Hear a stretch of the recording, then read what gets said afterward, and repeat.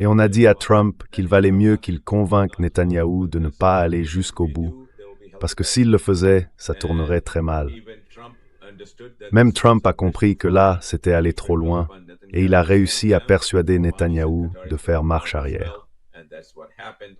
Les Omanais et les Qataris ont aussi été impliqués. Voilà ce qui s'est passé. Et jusqu'à présent, la procession funéraire s'est déroulée sans incident, même s'ils en ont beaucoup parlé.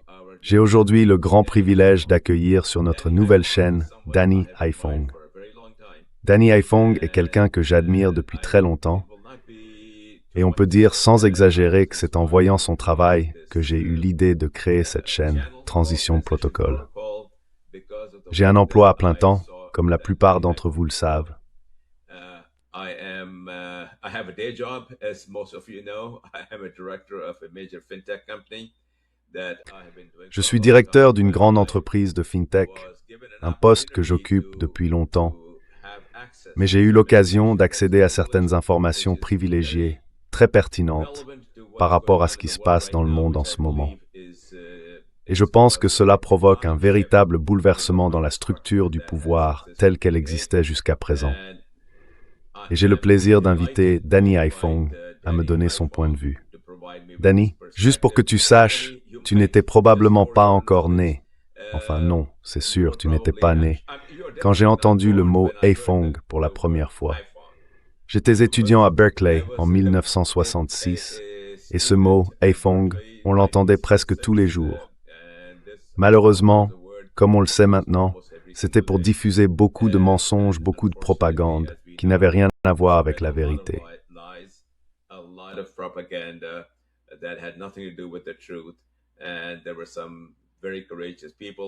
Et il y a eu des gens très courageux, comme Daniel Ellsberg entre autres, qui ont percé ces mensonges. Et c'est là qu'on a enfin compris ce qui se passait vraiment. Alors moi j'essaie simplement de jouer un tout petit rôle dans ce genre d'entreprise que vous menez déjà depuis longtemps. Et je suis vraiment heureux de voir à quel point vous y réussissez. J'ai eu l'occasion, plus tôt dans la journée, de rencontrer les cofondateurs d'une société appelée Transition Protocol, avec Pepe Escobar, mes collègues Pepe Escobar et Larry Johnson. Et pendant cette session, qui s'est terminée il y a environ 1 heure, on a révélé quelques informations inédites. Elles seront bientôt rendues publiques. Nous avons partagé beaucoup de données nouvelles, auxquelles nous avions eu le privilège d'avoir accès et que j'ai transmises à Danny. Alors, plutôt que de répéter tout ça, je vais inviter Danny à réagir. Vas-y, Danny.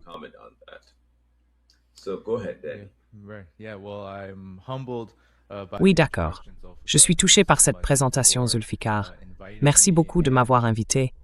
Et oui, comme tu l'as dit, il y a en ce moment un véritable bouleversement tectonique dans la géopolitique mondiale. On en parle souvent sur la chaîne. J'en parle notamment à propos de la guerre en Iran et de ce que signifie aujourd'hui ce processus, ce mémorandum d'entente qui conduit à la consolidation de la victoire de l'Iran et de ce que tout cela implique pour le monde.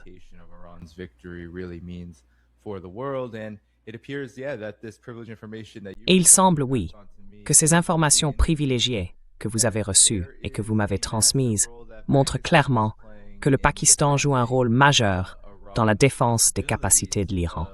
Comme vous l'avez déjà dit dans cette émission, et comme Larry et Pepe l'ont expliqué, il s'agit d'éradiquer et de neutraliser cette chaîne d'attaque. Parce qu'Israël, et je pense en grande partie les États-Unis aussi, même si les États-Unis essaient souvent de se présenter comme médiateurs, je crois que les deux ont, et Trump ne s'en est pas caché, des objectifs et des plans précis. Ils voudraient, s'ils le pouvaient, éliminer pratiquement toute la direction iranienne. Je crois même que, il y a seulement quelques heures, Donald Trump a déclaré qu'il était prêt à détruire l'ensemble des infrastructures de l'Iran si aucun accord n'était conclu. Donc, il y a de vraies préoccupations de sécurité liées à ce processus dans lequel l'Iran s'est engagé.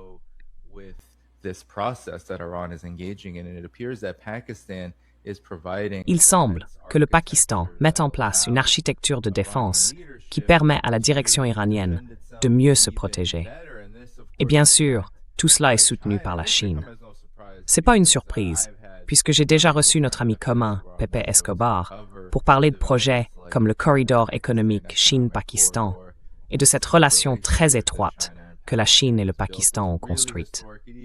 C'est vraiment historique. Ça remonte même à la guerre froide. À l'époque où l'Union soviétique soutenait l'Inde, tandis que la Chine soutenait le Pakistan. Malgré tout, cette relation a traversé bien des épreuves, et aujourd'hui, elle s'est transformée en un partenariat économique florissant et très prometteur. J'ai toujours soutenu que le processus de développement économique de la Chine, sa capacité à tisser des relations solides avec tout le monde, aurait forcément des conséquences politiques et géopolitiques, mais pas celles auxquelles on est habitué.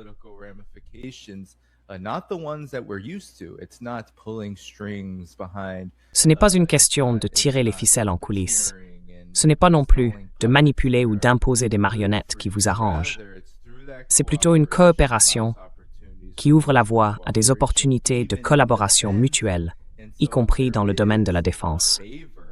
Donc, s'il y a par exemple un service que la Chine et le Pakistan peuvent se rendre mutuellement au nom de l'Iran, c'est possible. Et d'après les informations que vous avez fournies, c'est justement ce qui semble se passer. Le ministère pakistanais de la Défense serait fortement impliqué pour que ces discussions se déroulent sans accroc et qu'elles aboutissent à ce que la région souhaite vraiment.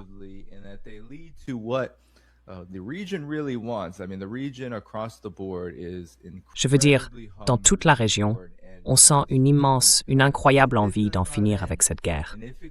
Parce que si elle ne s'arrête pas, si elle continue, ça ne mènera pas à une défaite militaire de l'Iran.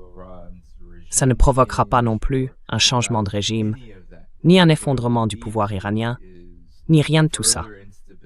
Ce que ça va provoquer, en revanche, c'est encore plus d'instabilité dans le Golfe et peut-être même des changements de régime dans toute la région. Parce qu'aucun de ces pays ne pourra subvenir aux besoins de sa population. Et ils se sont déjà fait beaucoup de tort, surtout les monarchies du Golfe, en s'alignant sur les États-Unis comme ils l'ont fait. Cet alignement sert en réalité de couverture à Israël, qui d'ailleurs a déjà été mis en cause, notamment dans des pays comme les Émirats arabes unis, qui ont accueilli du personnel militaire israélien et mené des frappes contre l'Iran pendant la guerre, en coordination avec Israël et les États-Unis.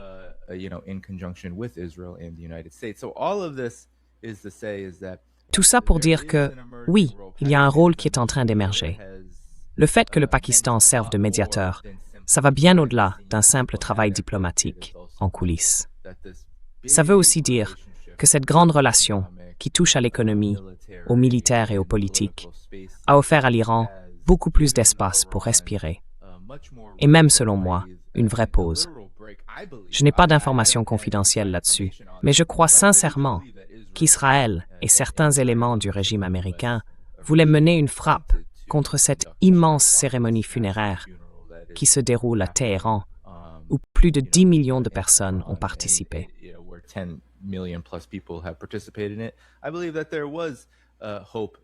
Je pense qu'il y avait l'espoir de trouver un moyen d'effrayer encore davantage le peuple iranien, comme si ça pouvait marcher pour une raison ou une autre.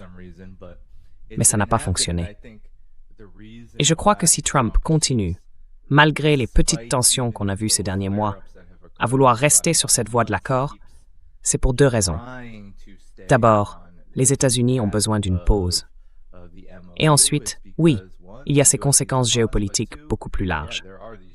Les États-Unis pourraient se retrouver avec très peu d'amis dans la région, voire aucun, à part Israël. Et ça pourrait être catastrophique.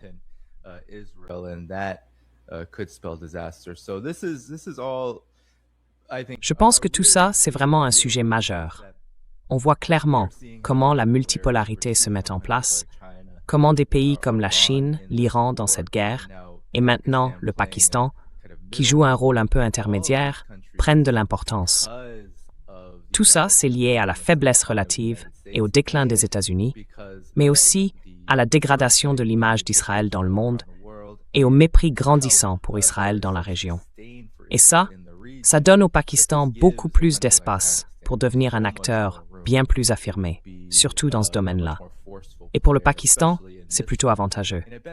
Non seulement il peut continuer à travailler, à améliorer une relation avec l'Iran, qui a connu beaucoup de hauts et de bas au fil des années, mais en plus, ça renforce encore sa crédibilité auprès de son meilleur ami, surtout sur le plan économique, la Chine. Et ça, à long terme, ne peut que profiter au Pakistan. Donc oui, c'est vraiment un tournant important, et je suis très curieux de voir comment tout ça va évoluer.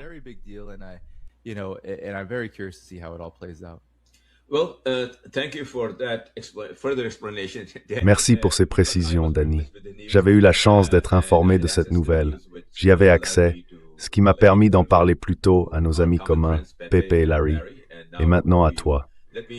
Je voudrais ajouter quelques détails qui pourraient être utiles à notre public international. Le Pakistan a découvert un complot visant à assassiner Mostafa Khamenei, alors que la planification de la procession était encore en cours. Elle n'avait même pas commencé. Le Pakistan a appris l'existence de ce complot grâce à son renseignement militaire. Il en a informé les Iraniens, et ensemble, ils ont décidé d'utiliser cette information pour prévenir Israël par l'intermédiaire du Qatar, d'Oman et de la Maison-Blanche, en leur disant « Nous savons pour votre complot ».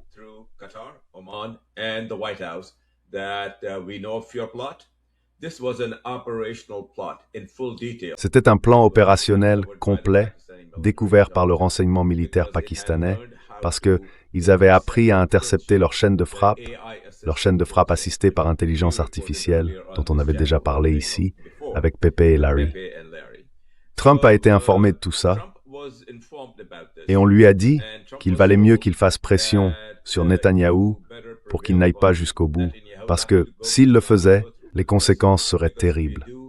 Même Trump a compris que là, on allait trop loin, et il a convaincu Netanyahou de renoncer. Les Omanais et les Qataris étaient aussi impliqués. Et voilà ce qui s'est passé. Jusqu'à présent, le cortège funéraire s'est déroulé sans incident, même s'ils en ont beaucoup parlé. Les Israéliens, eux, n'ont rien fait.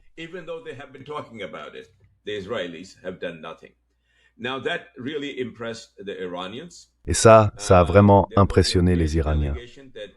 Une importante délégation est partie du Pakistan pour se rendre en Iran et participer aux funérailles. Asim Munir, qui présidait la cérémonie et qui est le chef de l'armée, était présent, le Premier ministre aussi.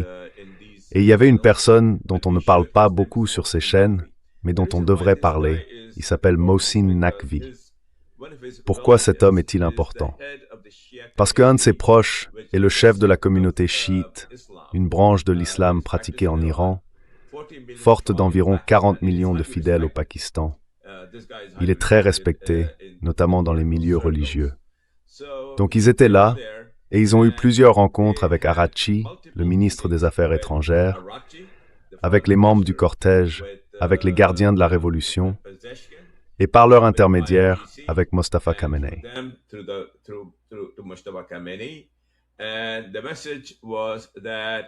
Le message, c'était que le Pakistan pouvait assurer la sécurité que le Qatar n'était pas en mesure de garantir. Il faut bien comprendre, pour notre public, que le 2 juillet, une réunion devait se tenir au Qatar. Les Iraniens ne s'y sont pas rendus. Alors le Pakistan a dit à ses dirigeants, « Nous sommes capables d'assurer la sécurité. Nous l'avons déjà prouvé. » Ils ont déployé ce qu'on appelle leur groupe spécial de sécurité au sein de l'armée pakistanaise. Ce sont des unités très avancées, extrêmement bien formées. Elles participent à des compétitions internationales et se classent toujours parmi les meilleurs. Le Pakistan a donc dit « Nous sommes prêts à les mettre à disposition ». Et l'Iran, de manière assez intéressante, a répondu « D'accord, si vous nous escortez, regardez bien les détails. Ils avaient besoin d'une escorte militaire jusqu'à Islamabad et d'une protection sur place. Et tant qu'ils seraient à Islamabad, ils étaient prêts à tenter l'expérience. »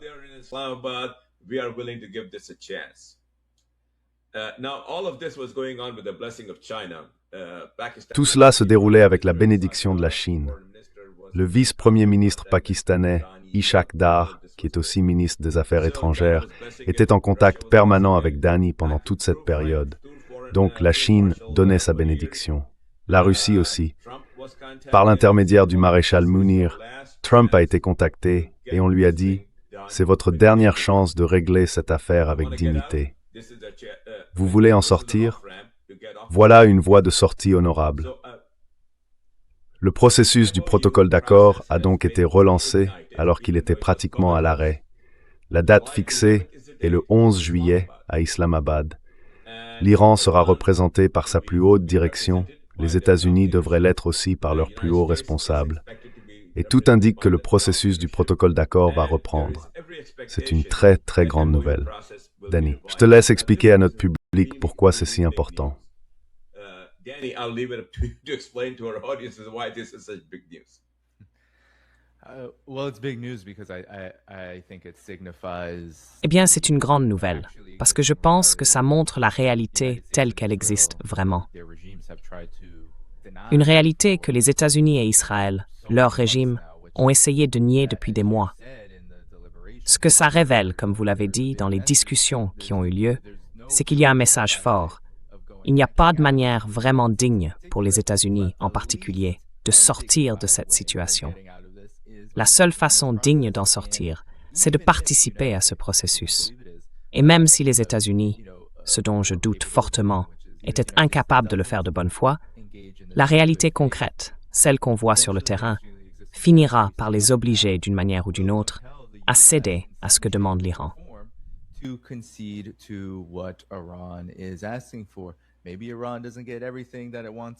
Peut-être que l'Iran n'obtiendra pas tout ce qu'il veut dans un accord final. Mais malgré tout, si un tel accord voit le jour, il devra forcément inclure des conditions favorables à l'Iran. Honnêtement, même un simple arrêt des hostilités serait déjà favorable à l'Iran.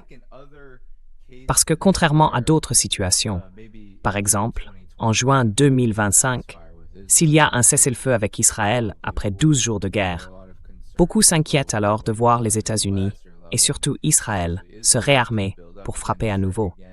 Là, ce n'est pas la même chose. On a désormais appris à connaître les capacités militaires de l'Iran, leur solidité, leur efficacité, et ils continuent à les renforcer à partir de maintenant. Je veux dire, il y a eu dans le monde des pays, comme la RPDC, qui ont passé toute leur existence en tant que nations indépendantes à suivre cette voie.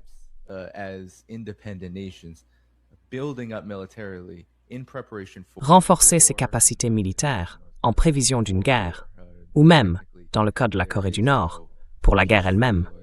Techniquement, il n'y a pas d'accord de paix. Aucun traité ne stipule que les États-Unis et la Corée du Nord ne sont pas en guerre. Donc, malgré tout, c'est une situation qui ne peut que profiter à l'Iran, jusqu'au moment où il deviendra de plus en plus évident que les États-Unis et Israël n'ont tout simplement pas la capacité de s'engager dans une telle démarche. Le protocole d'accord, cette véritable deuxième phase des discussions menant à un accord permanent, est en réalité un piège pour les États-Unis. Ils ne peuvent pas continuer comme ça. Leurs limites militaires sont trop importantes. Ils ne peuvent pas soutenir des guerres majeures actives partout dans le monde sans que cela ait un impact énorme sur leurs stocks, leur défense aérienne, leurs missiles JASSM, ses munitions à distance et tout ce qui va avec.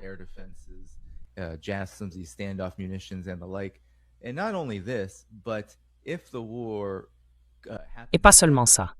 Si la guerre recommence et qu'on ne voit pas la fin arriver, par exemple, alors l'économie mondiale vacillera et finira par plonger dans une grande dépression. Une dépression comme, à mon avis, le monde n'en a jamais vraiment connue. Parce que même à l'époque de la guerre du Vietnam, que vous avez évoquée tout à l'heure en parlant de mon nom, de mon pseudonyme, même à ce moment-là, on craignait une crise économique à cause de la guerre du Vietnam.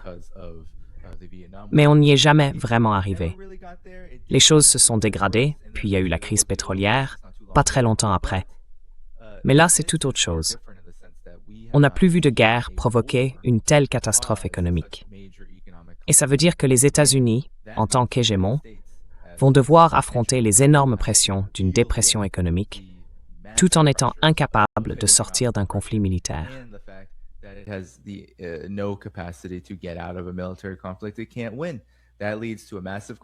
Il ne peut pas gagner. Et ça conduit à une énorme crise de légitimité, avec un impact majeur sur la position géopolitique des États-Unis. C'est pour ça que, Et je n'ai jamais cru que l'administration Trump, ni Donald Trump lui-même, serait capable de gérer un tel scénario. En réalité, aucun président américain ne peut vraiment faire face à une situation pareille. Mais Donald Trump, lui, est particulièrement mal préparé pour ça. Parce que, eh bien, s'il est devenu président, ce n'est pas parce qu'il est une personnalité immensément populaire, mais parce qu'il a profité du naufrage de l'hégémonie américaine. Il y a un chaos politique, des divisions internes, une société qui se désagrège, et bien sûr, une économie que beaucoup dans le monde perçoivent comme un acteur terroriste.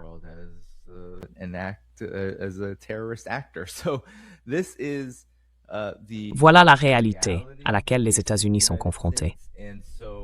Le processus du protocole d'accord, lui, continue, contrairement à ce que beaucoup de gens craignent sur les réseaux sociaux. On entend dire « Est-ce que l'Iran va capituler? Est-ce que l'Iran est en train de se rendre ?» J'ai entendu ça tellement de fois. Ou encore, est-ce que l'Iran perd son influence? J'ai vu passer tous ces arguments. Mais en réalité, ils ne tiennent pas la route.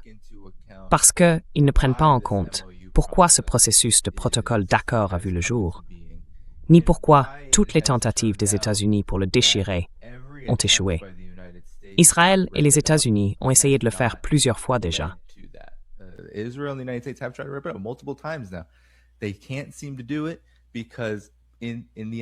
Ils n'y arrivent pas. Parce qu'au fond, je pense que l'administration Trump comprend que si elle joue avec la crise dont elle est au bord, eh bien, ça aura des conséquences politiques. Et cette classe qu'on appelle, comme l'ont dit nos amis Mohamed Marandi, Larry Johnson et d'autres, la classe Epstein, sera très inquiète pour sa propre légitimité. Ils ont besoin de se cacher. Ils ne veulent pas être exposés au grand jour. Mais cette guerre les mettra en pleine lumière si on la laisse avoir un impact mondial durable, sans pause, sans même la moindre possibilité de la corriger, ne serait-ce qu'en partie.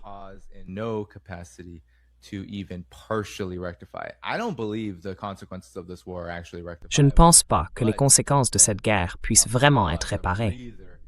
Mais une pause, un moment pour souffler, un peu de temps pour que les États-Unis et cette élite, disons à la Epstein, puissent réfléchir aux problèmes qu'ils ont devant eux.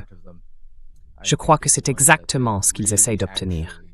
Parce qu'ils savent que s'ils ne le font pas, ils n'auront pas d'occasion de mener la prochaine guerre. Et de l'autre côté, l'Iran sait tout ça. Ils savent que c'est le plan ultime. Le but, ce n'est pas de faire en sorte que l'Iran obtienne ce qu'il veut, ni qu'il devienne plus fort. Ça, c'est juste une conséquence des actions américano-israéliennes. Mais comme l'Iran a bien compris tout cela, ils vont continuer à se préparer et à rester prêts pour la prochaine guerre.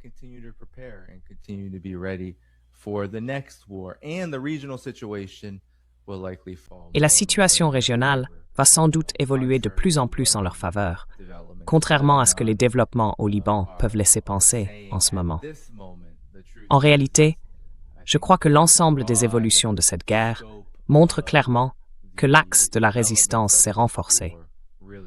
Il a gagné en légitimité et il s'est montré beaucoup plus préparé aux yeux de bien plus de gens, de nations, de dirigeants, de tous ceux qui comptent dans le monde. Et cela aura un impact sur la prise de décision, à mon avis. C'est d'ailleurs une des grandes raisons pour lesquelles cette évolution, on parlait du Pakistan, cette évolution du rôle du Pakistan dans tout cela, s'inscrit en fait dans des décennies de cette guerre contre le terrorisme.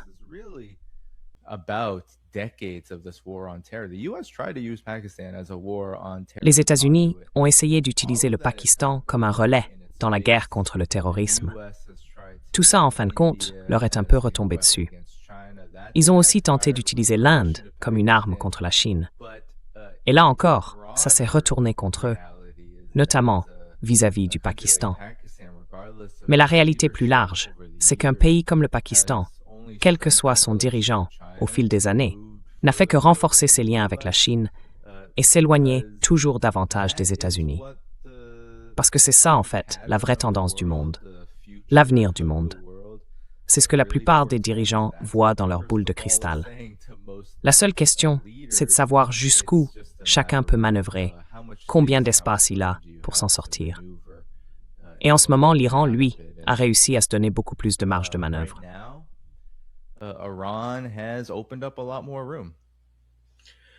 Well, Danny, very well put, and I will add a little Très bien bit dit, more to Danny. it, because Et je vais ajouter un petit quelque chose, parce que j'ai en ma possession quelques informations privilégiées que je suis prêt à partager. happy to share. Pendant que tout ça se déroulait, le vice-premier ministre du Pakistan, qui est aussi le ministre des Affaires étrangères, était en contact permanent avec Wang Yi, et il approuvait absolument chaque décision, chaque mouvement. Alors qui sort gagnant de tout ça, au final? On sait tous comment ça va se terminer. On sait tous que les États-Unis ne vont pas l'emporter. C'est impossible. Et la structure du pouvoir dans cette région, et par extension dans le reste du monde, sera entre les mains de la Chine. Mais heureusement, la Chine n'a pas l'intention de devenir une puissance hégémonique. On l'a bien vu aussi. Thankfully, China is not interested in being a hegemon. We have seen that as well. China is interested in promoting trade. China is interested. La Chine cherche à promouvoir le commerce. Elle veut développer les infrastructures. Elle veut aider les populations locales à se renforcer, et ainsi de suite, mais sans imposer sa propre volonté. C'est un point très important qu'il faut bien faire comprendre à notre public. Et puis, il y a aussi le fait que cet événement a fait éclater le mythe autour du Mossad. Israël et le Mossad relèvent davantage d'une production hollywoodienne que de la réalité. J'ai reçu Alex Cranor dans mon émission il y a quelques jours, et il disait qu'Israël et le Mossad ont échoué autant de fois qu'ils ont réussi. Mais il existe tout un mythe hollywoodien qui veut nous faire croire qu'ils sont invincibles. Eh bien, on a vu qu'ils ne le sont pas.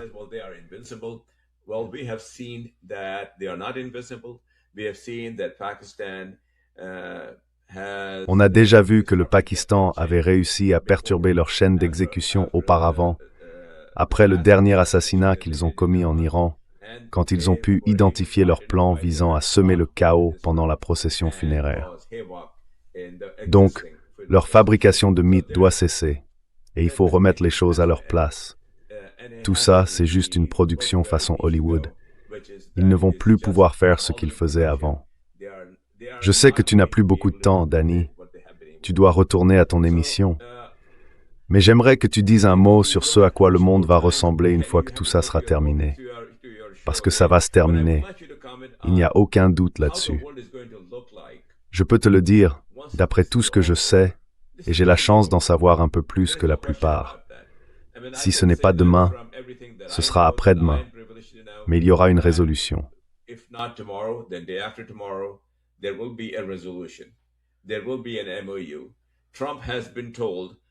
va y avoir un protocole d'accord.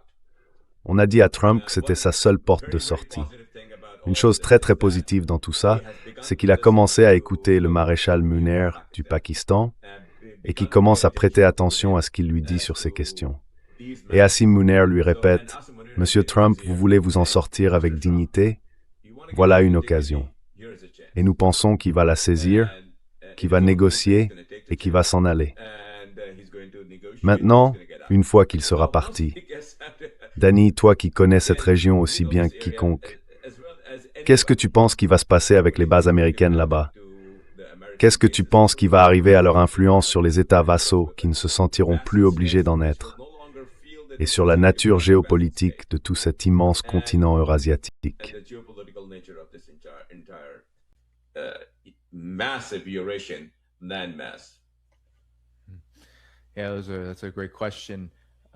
Oui, c'est une très bonne question.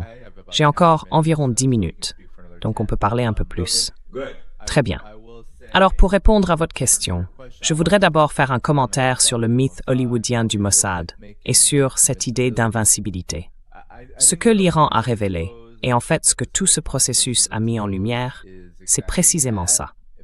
Concrètement, je pense que beaucoup de gens, pendant la guerre de juin 2025, à cause de la façon dont tout a commencé, ont cru que le Mossad et les services de renseignement américains, peut-être en coordination, avaient une emprise très forte en Iran.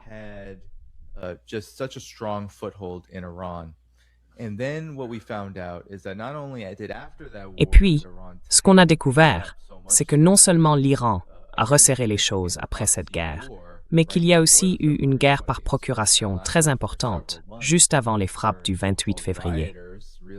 Elle a duré plusieurs mois, avec des soi-disant émeutiers. En réalité, je pense qu'il s'agissait plutôt de mercenaires armés, qui semaient le chaos à l'intérieur du pays, tuaient des civils et tentaient de créer les conditions d'un changement de régime. Cette opération a été neutralisée grâce à une intervention extrêmement sophistiquée, qui a finalement conduit à la saisie d'appareils Starlink et à l'élimination.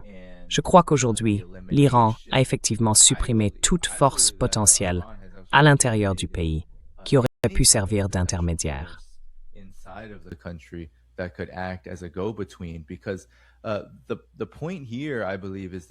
Parce que, selon moi, ce qu'il faut comprendre ici, c'est que le Mossad, pour être vraiment efficace, c'est-à-dire, quand on parle de réussite, pour vraiment mener à bien ses activités terroristes, qu'il dissimule derrière des opérations dites de renseignement, comme par exemple les attaques avec des pagés, il lui faut un complice solide et volontaire.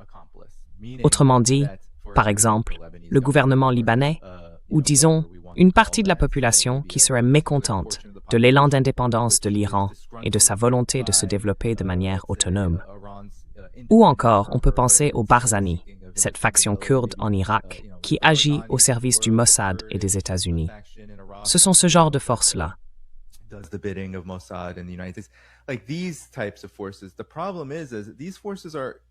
Le problème, c'est que ces forces deviennent de moins en moins légitimes et que l'Iran est devenu beaucoup plus efficace pour les réprimer. En fait, même aujourd'hui, alors que la guerre est dans une phase de pause, dans une phase de protocole d'accord, l'Iran continue de frapper différentes factions kurdes militantes qui pourraient être en train de s'organiser et que les États-Unis et Israël pourraient utiliser pour tenter, à terme, de provoquer une forme d'insurrection armée. Donc, je pense que c'est une grande leçon pour le monde, pour que le Mossad puisse vraiment agir et mener ses opérations de manière, disons, efficace, pour faire quelque chose comme une attaque via des téléavertisseurs ou pour assassiner des scientifiques iraniens, il lui faut des complices volontaires.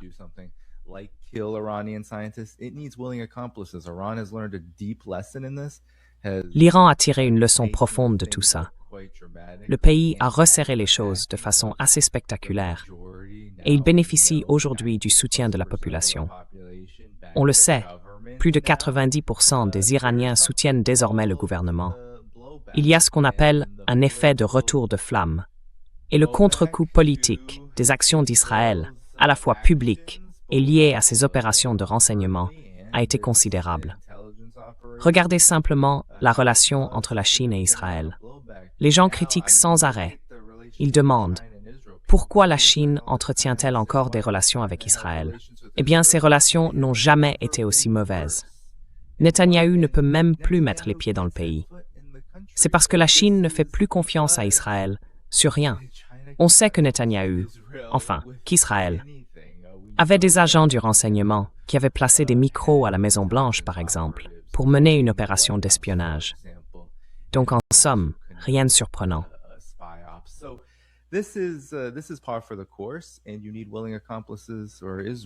Et il faut des complices volontaires pour Israël. Et le Mossad a besoin lui aussi de complices volontaires pour obtenir ce qu'il veut, surtout en ce qui concerne la manière dont le monde va se présenter une fois le conflit avec l'Iran terminé. Vous savez, on pourrait appeler ça une nouvelle phase de la guerre d'Iran, parce que, d'une certaine façon, l'Iran aura remporté une victoire. On verra l'Iran gérer le détroit d'Ormuz, peut-être avec Oman, peut-être pas. Moi, je le pense. Je crois vraiment que Mascat et son gouvernement, même s'ils essaient de garder un équilibre à cause de leur relation avec Washington, voudront gérer leur côté du détroit pour en tirer profit en coopération avec l'Iran. Je ne vois pas comment une structure de redevance ne leur serait pas avantageuse.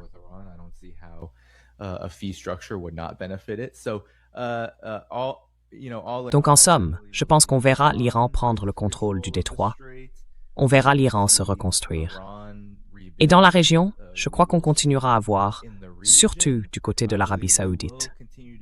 Et maintenant, je pense que le Qatar, enfin le Pakistan, lui, je crois que c'est déjà le cas depuis longtemps. Comme je l'ai déjà dit, c'est une tendance ancienne. Le Pakistan s'éloigne de plus en plus de l'orbite américaine, surtout sur les plans économiques et militaires. Et je pense que ça va continuer. Mais le Qatar, l'Arabie Saoudite, par exemple, peut-être même. Enfin, on sait que les Émirats arabes unis, Mohammed Ben Zayed et son gouvernement sont profondément redevables à Washington.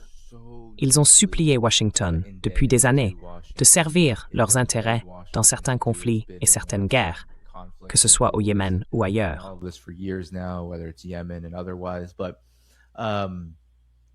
Mais moi, je ne le vois pas comme ça. Je ne vois pas comment les Émirats arabes unis, avec cette annonce qu'ils cherchent à renforcer leurs liens économiques avec l'Iran, pourraient maintenir cette position sur le long terme. En revanche, je pense que le Qatar et l'Arabie saoudite, le Qatar, à cause de sa situation catastrophique sur le gaz, et l'Arabie saoudite, à cause de sa colère envers Washington, pour plusieurs raisons. Parce qu'elle a essayé de mener une guerre contre l'Iran au détriment de son rôle clé comme exportateur d'énergie. Oui, tout ça va forcément créer encore plus de tensions. Trump était censé être celui qui allait régler ça. Souvenez-vous, tout le monde devrait s'en souvenir. Trump était censé être celui qui avait réussi les accords d'Abraham. Il devait les consolider au nom d'Israël.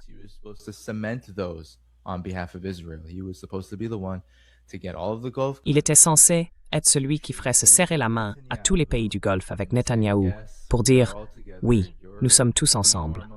Nous te normalisons et nous allons rejeter l'Iran.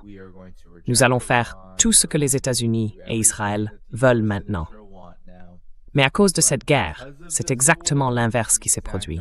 Aujourd'hui, ces pays du Golfe vont devoir avancer avec beaucoup de prudence.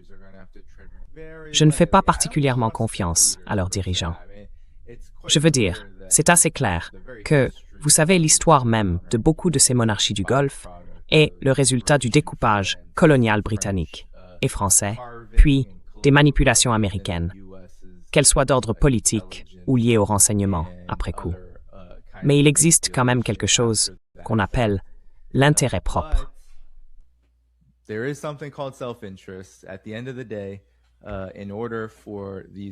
Au bout du compte, pour que ces pays puissent maintenir leur type particulier de pouvoir politique et économique, ils vont devoir tracer certaines lignes rouges. Et ces lignes rouges signifieront, en fin de compte, que leurs relations avec Washington devront au minimum se diversifier et donc s'affaiblir. Alors quand on parle des bases et des infrastructures, là c'est tout un sujet. Parce que, d'un côté, l'appareil militaire américain, le Pentagone, Washington, veut rediriger une partie de ce plan de création monétaire de 1 500 milliards de dollars pour le complexe militaro-industriel vers les bases. Mais ces bases ont été tellement endommagées. Et le temps que ça prend, n'est-ce pas? Right? In the United States, you know this, Zulfikar. Aux États-Unis, tu le sais, Zulfikar, la façon dont le capital fonctionne à ce stade, c'est que, toi qui es sur la côte ouest, tu vois sans doute de nouveaux bâtiments sortir de terre tout le temps, ou du moins essayer de le faire. Mais le problème, c'est que très souvent, le montant de capital nécessaire pour vraiment terminer un projet finit par devenir, disons, peu attrayant pour les mêmes investisseurs qui l'ont lancé. Au final, c'est pour ça que beaucoup de choses avancent très lentement aux États-Unis. C'est aussi pour ça que le pays produit certains types d'armes avec beaucoup de parcimonie. Et c'est pour ça que les stocks s'épuisent si vite. Ces entreprises veulent faire des profits. Donc elles ne cherchent pas à prendre de gros risques en ce moment avec le capital qu'elles acceptent de mobiliser pour fabriquer ces armes.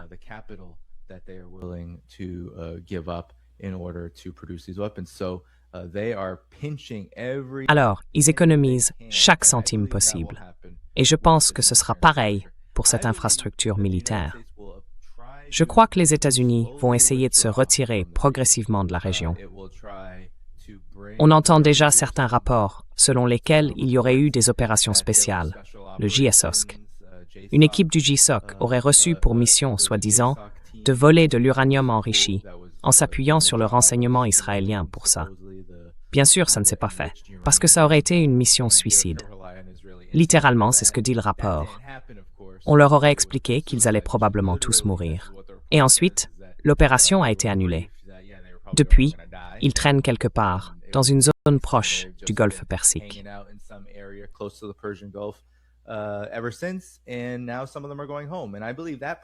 Et maintenant, certains d'entre eux rentrent chez eux.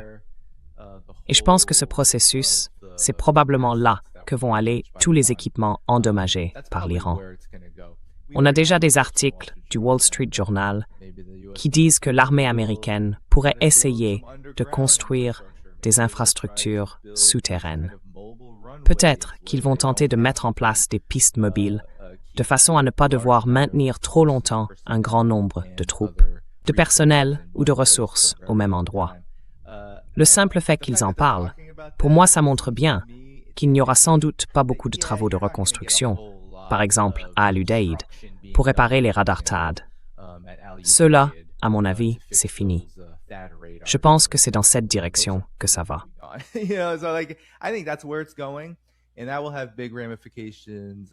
Et ça, je pense, aura de grandes répercussions sur la manière dont les États-Unis pourront agir. Attaquer à nouveau l'Iran, ça rejoint ce que vous disiez. Cette guerre est d'une certaine façon terminée. Les États-Unis et Israël, bien sûr, voudront rester agressifs envers l'Iran, voudront l'affaiblir. Ils ne veulent pas voir l'Iran continuer tel qu'il est aujourd'hui. Mais les moyens dont ils disposent pour y parvenir seront tellement réduits que leurs actions risquent de ne plus être efficaces. Et donc, on pourrait bien assister à la fin de la capacité des États-Unis à faire ce qu'ils ont fait le 28 février, ce qui marquerait en pratique la fin de la guerre. Et les conséquences de tout ça, c'est que l'Iran en sortira beaucoup plus fort, comme je l'ai dit. Et je pense que, sur le plan géopolitique, c'est une immense victoire pour la multipolarité.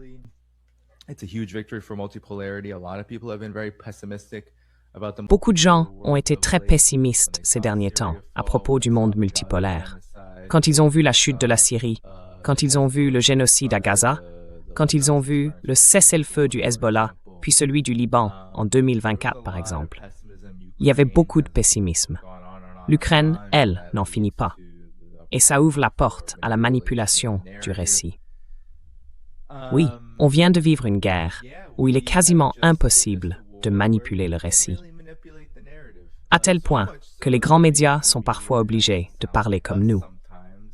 Et maintenant, ils deviennent fous parce qu'ils réalisent que tout ce qu'ils disaient jusqu'à la fin de la guerre, maintenant que la guerre est terminée, ils essaient de présenter ça comme une affaire partisane ou comme si Trump avait été faible.